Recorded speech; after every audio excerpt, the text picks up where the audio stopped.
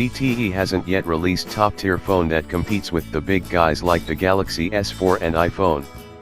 Most of its Android devices are in that low or mid-range market where you don't typically see much excitement, not until recently, that is. In the last 6 months, mid-priced phones with specs reminiscent of last year's hotshots hit the carriers, offering customers a nice balance between affordability and function.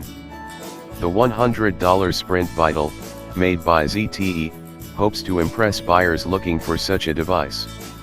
The Vital mixes some trendy features, like a 13-megapixel camera and 5-inch screen in a relatively compact body, but with more modest processing power. Combined with stock Android Jelly Bean and an easy-to-hold design, this phone has a lot to tempt Sprint customers. However, the call quality and battery life aren't at the level we'd expect even from a device in this category. But is the Vital more desirable than similarly priced phones like the Galaxy? Looks like a GS2, but picks up more fingerprints. One could be forgiven for mistaking the Sprint Vital for a Galaxy S2 at first glance. The rounded corners, rectangular shape, and touchscreen navigation buttons, home, back, and menu, under the screen certainly evoke Samsung style, as does the comfortable curved back that adds to the overall holdability of the phone. If ZTE took inspiration from the Galaxy line, we're glad they picked the better elements. That's not to say the Vital is an S2 clone.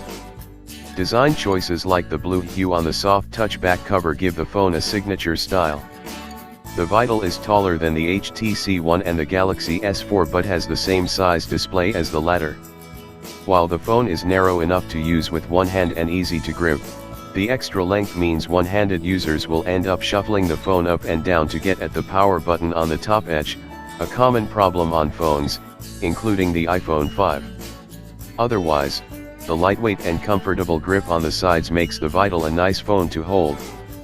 The plastic back pops off so owners can access the battery, SIM, and micro SD card slot. One last distinctive design touch is the circle enclosing the rear-facing, 13-megapixel camera and flash.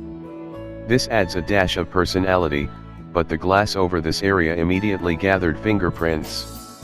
The 5-inch, 1280 x 720 pixel resolution screen also retains fingerprint smudges at a more than we'd like. After just a few hours of use we had to break out the cleaning cloth. The brightness of the screen mitigates this a little, though the smudges impact touch performance as they build up. Sunlight visibility is acceptable when the brightness is at full strength, and in general the screen's vivid colors impress. Viewing angles are wide enough that we could tilt the phone while playing games like Temple Run 2 and still see what's happening. Audio quality is average for a smartphone and the volume from